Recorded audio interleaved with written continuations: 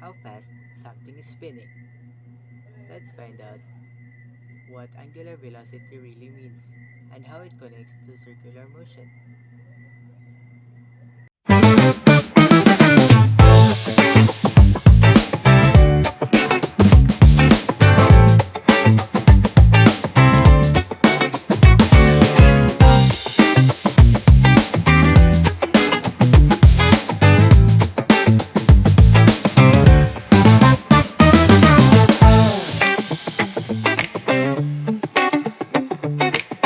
Angular velocity, as one might expect, is equal to the angular displacement over some time period, just the same way that linear velocity is equal to linear displacement over time. Average angular velocity, represented by the Greek letter omega, is therefore given as delta theta over delta t.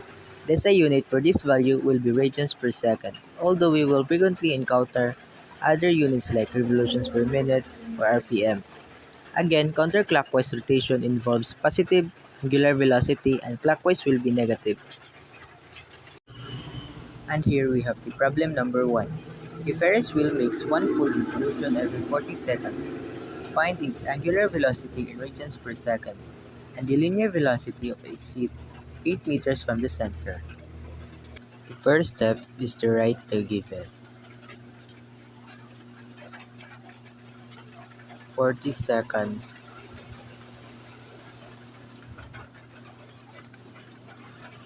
and 8 meters. And the unknown is angular velocity and linear velocity.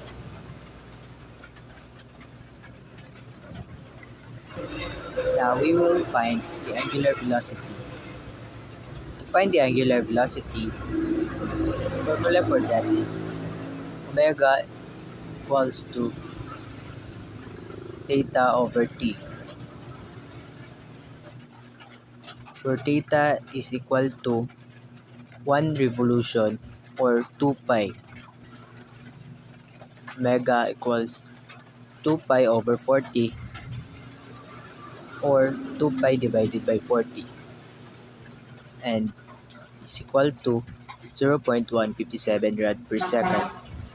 The next thing to find is the linear velocity, where the formula is angular velocity times the radius.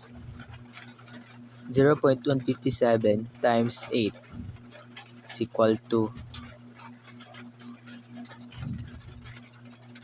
1.26 meters per second.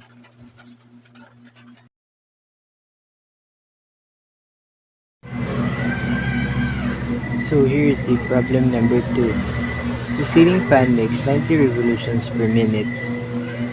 Find its angular velocity in radians per second and the linear velocity of a blade tip 0.4 meter from the center.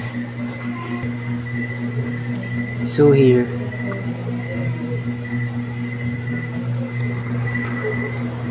we write the given first, 90 RPM and a radius of 0.4 meter. And the unknown are the linear velocity and the angular velocity. So first, we need to find the angular velocity. So here, we need to convert first the 90 RPM into a rev per second. We just have to divide the 90 divided by 60 and it is equal to 1.5 rev per second.